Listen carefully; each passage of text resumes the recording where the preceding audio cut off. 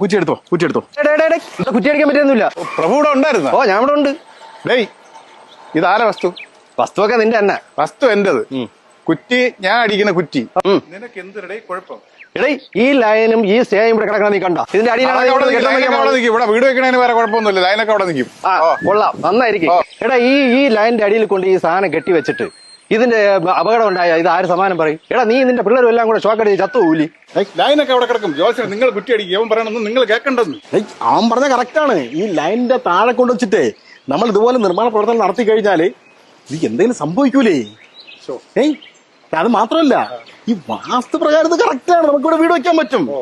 Electricity നിയമപ്രകാരം ഇതിന്റെ താഴെ കൊണ്ടുവച്ചിട്ട് വീടോ അല്ലെങ്കിൽ ഇതുപോലെ നിർമ്മാണ പ്രവർത്തനം നടത്തി കഴിഞ്ഞാലേ എന്തെങ്കിലും സംഭവിച്ചു കഴിഞ്ഞാലേ പിന്നെ അല്ല അപ്പൊ എന്റെ കണി നിനക്ക് പിന്നെ കണി എന്ന് പറഞ്ഞ സാധനമേ കാണാൻ പറ്റില്ല. അവരെ ഒരാളെ കാണാൻ പറ്റൂല.